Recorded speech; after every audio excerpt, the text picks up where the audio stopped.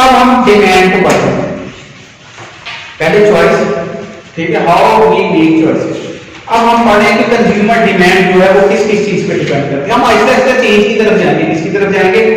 Change की तरफ, comparative analysis की तरफ। ये जब चेंज है, अच्छा कंज्यूमर डिमांड, डिमांड क्या है? डिमांड फंक्शन क्या है आपके ख्याल में? अगर हम इसे डिफाइन करें, हमने बड़ा सुना है, क्या करता है डिमांड फंक्शन?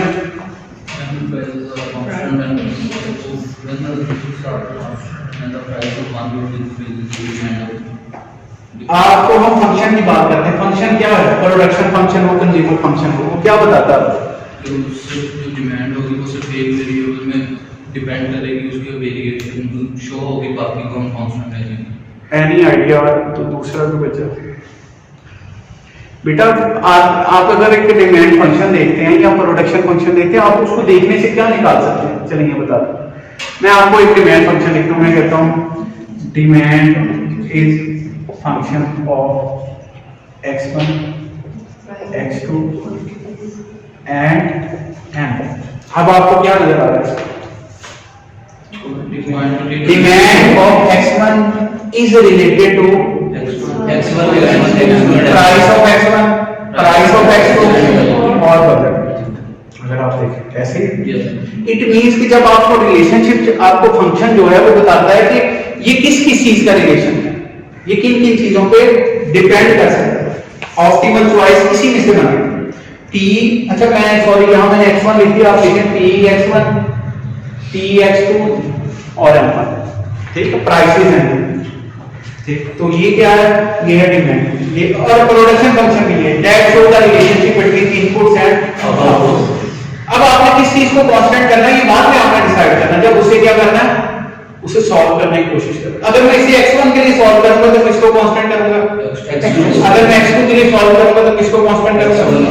ये आपने पहले फंक्शन जो है वो जनरल डाउन है, that shows the relationship between dependent variable and independent variable. अब प्रोडक्शन साइड है, it depends on inputs. Consumer side है तो इट डिपेंड्स ऑन प्राइसेस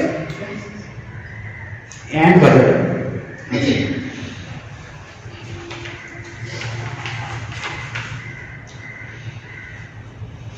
अब जो डिमांड है, अब हम करेंगे, अच्छा इस यही डिमांड जो है वो क्या करता है? वो हमें बताता है कि ऑप्टिमल चॉइस कैसे निकालना। यही फंक्शन हमें बताएगा how we can calculate the optimal choices. तो ये रिलेट करता है different at different prices and income. M expenditure भी है, इनकम भी। वैसे बेसिकली ये क्या है? बजट है, ठीक है। इसे हम इनकम भी बोलते हैं कई जगह, इसे आप बजट भी बोलेंगे, आप कई रिसर्च पेपर बोलेंगे, रिसर्च पेपर देखेंगे जहां इसे डायरेक्ट उसने इनकम बोला होगा, ठीक। अच्छा अब इसमें उसने एग्जांपल्स दी। एग्जांपल पहली है परफेक्ट सब्स्टिट्यूट्स। परफेक्ट सब्स्टिट्यूट,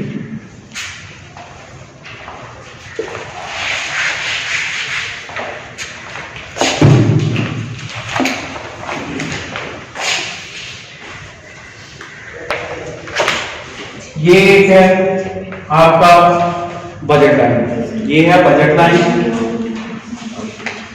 और इसमें x1 है और ये x2। अब इसमें हम करेंगे बजट लाइन के साथ क्या ड्रॉ करेंगे? अगर ऑप्टिमल चॉइस चाहिए ऑब्वियसली क्या ड्रॉ करेंगे?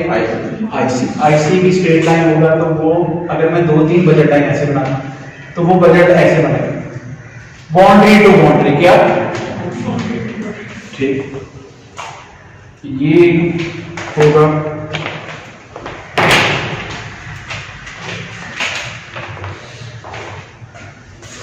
ये होगा ऑप्टिमल पॉइंट। और इस पे हमने कल निकाली, सॉरी कल कह रहा हूँ, लास्ट लेक्चर में हमने क्या निकाला था? यहाँ इंटरसेप्ट निकाला था। इंटरसेप्ट क्या था? वो m/p, ठीक है। अच्छा ये m/p1, अब हम इसे डिफाइन कर लेते हैं। ये यहां क्या होगा? अगर यहां है x2 के लिए तो ये क्या होगा? x2 m/p2। ये ऑप्टिमल पॉइंट निकल सकते हैं, ठीक है। हम क्या निकालें? अच्छा अब उसने 3 केसेस बताया। उसने कहा 3 पॉसिबिलिटीज हैं x1 के लिए। तो ऊपर वाला पॉइंट नहीं होगा, ये नीचे वाला होगा? दोनों में से एक होगा। मैंने दोनों ड्रॉ करके आपको बता दिया। अगर मैं x1 निकाल रहा हूं तो मैं कौन सा पॉइंट? बुक में उसने एक ही बताया होगा। उसने x2 को 0 किया, दैट इज 0, ठीक।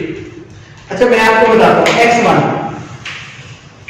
अगर आप x1 को क्यों प्रेफर करते हैं, अभी इसमें 3 केस उसने बताया, x1 को क्यों प्रेफर करते हैं आप x2 के मुकाबले में, if these are perfect substitutes. Perfect substitutes का मतलब है कि यूज में कोई फर्क नहीं, मेरे पास ये मार्कर है ब्लैक कलर का और ये अब आज क्या है पियानो का, लास्ट टाइम मेरे पास डॉलर था, मुझे कोई फर्क नहीं पड़ा इन दोनों से। अब मुझे बताइएगा एज अ रैशनल मुझे क्या चीज इसकी फर्क डालेगी, प्राइस। अब मैंने देखना डॉलर की प्राइस ज्यादा है क्या, अगर पियानो की प्राइस कम होगी तो ये, अगर x1 पियानो है क्या है, अगर x1 जो मार्कर है वो कौन सा है, वो पियानो का मार्कर है, पियानो की प्राइस जो है वो कम है, तो मेरा जो बनेगा वो क्या बनेगा, ऑप्टिमम। मेरी डिमांड क्या हो सकती है, m/p1, क्योंकि इसकी प्राइस कम है, मैं क्या यूज करूंगा फिर, तो मैं इस पॉइंट को। अब दूसरा, इसका मतलब P1 जो है वो कम है किससे, जब ये केस स्टडी, जब ये कंडीशन है तो फिर क्या है, m/p, फिर मैं यहां रहूंगा, ठीक है। अब दूसरा केस है P1 इक्वल है P1 इक्वल है, तो अब मुझे बताइएगा मैं इंडिफरेंट हो सकता हूं, मैं क्या कर सकता हूं, तो फिर मैं इन दोनों पॉइंट्स के दरमियान रहूंगा, मैं क्या रहूंगा, 0। मैक्सिमम कौन सी वैल्यू है x1 की, मैक्सिमम ये है, कम से कम क्या है 0, तो मैं किसके दरमियान में रहूंगा, 0 और कोई भी कंज्यूम कर सकता हूं क्वांटिटी, फर्क ही कोई नहीं पड़ रहा। जिस चीज पे मैं डिपेंड कर रहा था, जिस वजह से मैं जो है वो डिसीजन बदल रहा था, वो तो सेम है दोनों का, वो है प्राइस। अब तीसरा क्या है, P2 make greater than P1। अब जब P2 बढ़ गई P1 से, तो P1 आपके ख्याल में जो x1 है उसकी मैं प्रायोरिटी कितनी कर दूंगा, परफेक्ट सब्स्टिट्यूट में कर दूंगा 0। ये 3 केसेस हो सकते हैं, क्या हो सकता है, उल्टा हो गया जी, P1 ग्रेटर देन P2 नहीं हो रहा।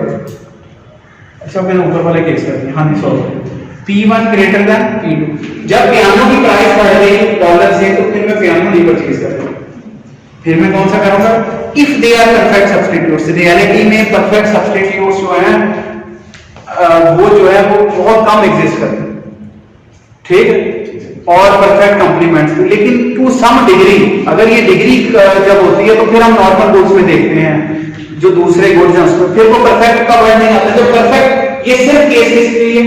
अगर आपसे कोई पूछे सब्स्टिट्यूट्स के लिए क्या है, तो फिर ये केस नहीं है, माजरत के साथ आप लोग ये ना कीजिएगा कि सामने करवाया जाता है सबके लिए परफेक्ट, जब तक वर्ड नहीं लगता, क्या नहीं लगता, that is only for perfect. ऐसा भी हो सकता है कि वो अगर शुगर है और साथ टी है, तो क्या पता दो, सॉरी ये तो कॉम्प्लीमेंट है, इसके अलावा कोई सब्स्टिट्यूट बताएं मुझे, लैपटॉप मोटरसाइकिल हो सकते हैं, जिस तरह इक्वल की हो सकते हैं, यूनाइटेड की हो सकते हैं, हाँ बाइक्स वगैरह जो, देखिए कुछ ना कुछ स्पेशलिटी होती है। ये तो क्या एक लंबी डिबेट है जो सब्स्टिट्यूट्स में, कि हम all other things are constant का बात करते हैं, हम क्या करें बाकी सब चीजों को क्या कर रहे हैं, कांस्टेंट कर रहे हैं। अच्छा बच्चों, यहां तक आप में से किसी बच्चे को कोई प्रॉब्लम हो अभी तक, मैं आपको डिफरेंट पॉसिबिलिटीज बता रहा हूं, क्या कर रहा हूं, अभी हम चलेंगे आगे, स्लट्सकी पढ़ेंगे, मार्शेलियन पढ़ेंगे, एक्सचेंजर पढ़ेंगे, हम उसी तरफ जा रहे हैं, आपको समझ लग रही है। अच्छा अब that is the substitute, perfect substitute. अच्छा अब हम पढ़े, अच्छा इसकी स्लोप क्या थी, लास्ट टाइम हमने पढ़ी थी, स्लोप क्या थी, -1, और वो हमने निकाली थी -1। ये बार बार पहले पढ़ करवाने का मकसद ये है कि हम बार बार नहीं करेंगे। इस बुक की सबसे अच्छी बात है कि ये चलती ऐसे काफी चीजें हमें बाद में नहीं करनी पड़ेगी जब हम नया टॉपिक पढ़ेंगे। अगर आपको, इसलिए बहुत जरूरी है लाइजोन बनाने का। लाइजोन क्या है कि आपका एक कंसिस्टेंसी के साथ आपको पता हो कि हम किस किस स्टेप से गुजर रहे हैं। अगर आप कुछ चीज मिस करते हैं तो अगली समझ को नहीं करेंगे। इसलिए आप कोशिश कीजिएगा कि बुक भी ऐसे रीड करें। ये बुक बहुत अच्छी बुक है, मुझे अच्छी लगती है, पता नहीं आपको अच्छी लगे ना लगे। अच्छा then perfect complement, second case is perfect complement. अब परफेक्ट कॉम्प्लीमेंट्स क्या है, मैंने आपको बताया परफेक्ट कॉम्प्लीमेंट्स दुनिया में सबसे बेहतरीन जो हमारे पास एग्जांपल है वो है राइट शू और जो हमारे पास है, ठीक है। इसकी हम अगर राइट शू नहीं है तो लेफ्ट शू की वैल्यू क्या है, अगर लेफ्ट शो नहीं है तो राइट भी 0 है। इसी तरह ये परफेक्ट कॉम्प्लीमेंट्स है जो एक दूसरे के बगैर चल ही ना पाए। अच्छा, परफेक्ट कॉम्प्लीमेंट्स में हमने क्या किया था, आप सोचें, अगर अभी हम ग्राफ नहीं ड्रॉ करें, परफेक्ट कॉम्प्लीमेंट्स का क्या मतलब है, ऑप्टिमम चॉइस में क्या होना चाहिए आपके ख्याल में? अगर यहां एक चीज को 0 कर देते हैं आप जब परफेक्ट सब्स्टिट्यूट करते हैं तो परफेक्ट कॉम्प्लीमेंट में क्या होना चाहिए? इक्वल पोर्शन होना चाहिए। अगर मैं राइट से जितने लूंगा लेफ्ट में क्या, इसका मतलब है इसकी जो ऑप्टिमम वैल्यू होगी उसमें x1 और x2 दोनों क्या होंगे? इक्वल। ये अंडरस्टूड, लॉजिकल है।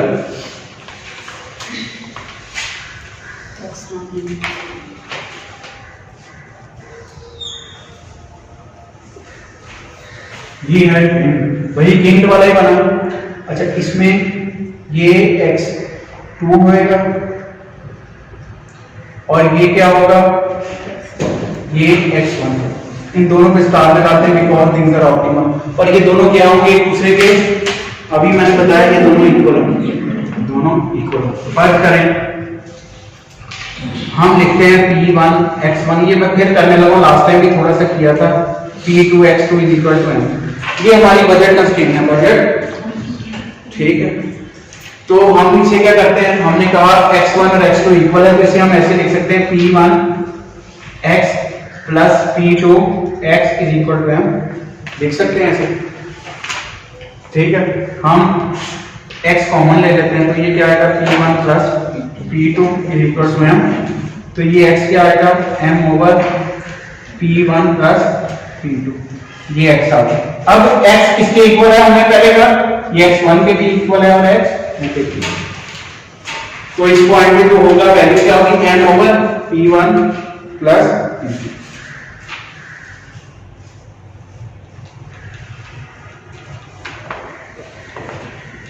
यहां देखिएगा कोई क्वेश्चन है,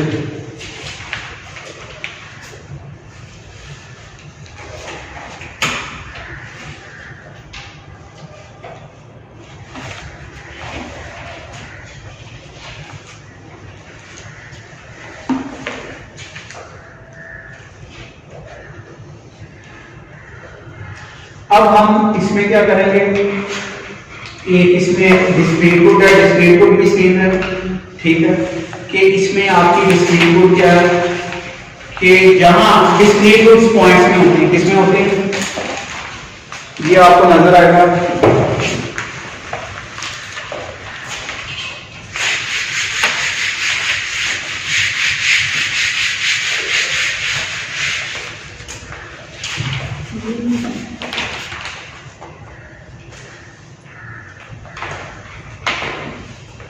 इसका मतलब क्या है, बजट लाइन की शेप जो है, बजट लाइन की जो पोजीशन है, that will also define the optimum, ठीक है। इंडिफरेंस कर्व की जो शेप है, जो उसकी स्लोप है, वो भी क्या करेंगे, उसको चेंज करेंगे। हमने ये देखना basically as an macro economist कि इनकी शेप्स को बदलती कौन कौन सी चीज है। हम अभी उस तरफ नहीं गए, अभी हम क्या कर रहे हैं, आपको बता रहे हैं ये भी हो सकता है, ये भी हो सकता है, ये भी हो सकता है। अभी तक हम यही चाह रहे हैं। अभी हम जब नेक्स्ट जो 2-3 लेक्चर में देखेंगे, हम किस में घुस जाए, हम कहेंगे कि अगर ये चेंज होता है तो फिर क्या होता है। अभी हम चेंज की बात नहीं कर रहे, आपको डायरेक्ट क्या बता रहे हैं, सोल्यूशन, आपको डायरेक्ट क्या बता रहे हैं, रिजल्ट्स, कि ऐसा होता है। अभी ये क्यों होता है, ये बात में हम इस एनाटॉमी जो है उसमें क्या करेंगे, घुसे। अब ये है पॉइंट, ये difference curve, sorry budget line है, इन डिफरेंस कर्व जो है, फॉर एग्जांपल ये पॉइंट बन रहा है, ये पॉइंट बन रहा है, ये पॉइंट बन रहा है, ये पॉइंट बन रहा है, कोई भी पॉइंट है स्क्रीन रूट का, आप इसको बेसिक मिला दें, ठीक है। अगर ऐसे होगा, ठीक है, इसको आप किसी भी शेप में दे सकते हैं, क्योंकि ये डिस्क्रीट गुड है, डिस्क्रीट गुड यहां भी हो सकती है,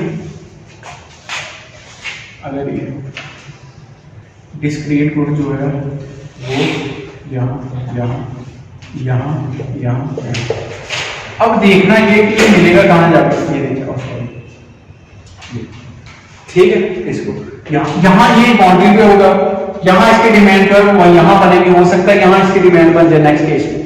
तो डिस्क्रीट गुड क्या है, ये अभी पॉसिबिलिटी थी, डिस्क्रीट गुड पहले तो डिफाइन करें, डिस्क्रीट गुड है क्या बच्चों, मैंने लास्ट टाइम भी आपको बताया था, क्या है डिस्क्रीट गुड। डिस्क्रीट का मतलब क्या है, जो कंप्लीट गुड होती है, क्या होती है, गाड़ी जो है वो क्या है, डिस्क्रीट यूनिट्स, यूनिट में हम लेते हैं, किसमें लेते हैं? यूनिट कंप्लीट लेते हैं गाड़ी। उसमें क्या क्या चीजें हैं गाड़ी में?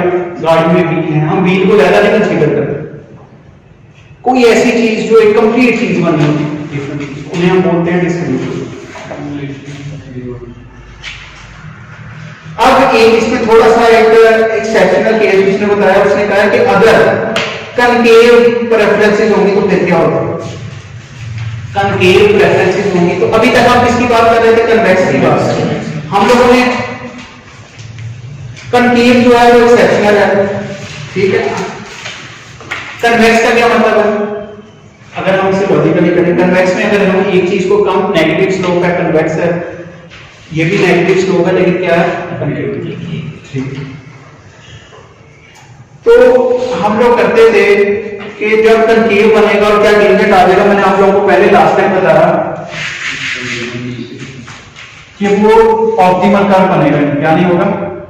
अभी जो हमने कहा था कि तीन जगह टेंजेंट होंगे, और एक इंटरनली हो रहा है, क्या हो रहा है? एक्सटर्नल। ये देखिए, अगर मैं इसको ऐसे ऐसे निकालता हूं, ये क्या है? ये कनकेव है। तो ये ऑप्टिमल पॉइंट नहीं होगा। फिर हम डिफरेंट करेंगे, हम क्या करेंगे?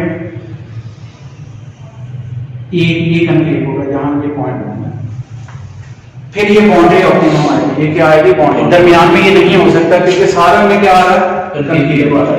अच्छा, यहां हो सकता है, ये देखिए, अगर यहां बदलता है इस तरफ ये हो सकता है, ठीक। तो ये कनकेव वाला जहां जहां पोर्शन है वहां नहीं होगा।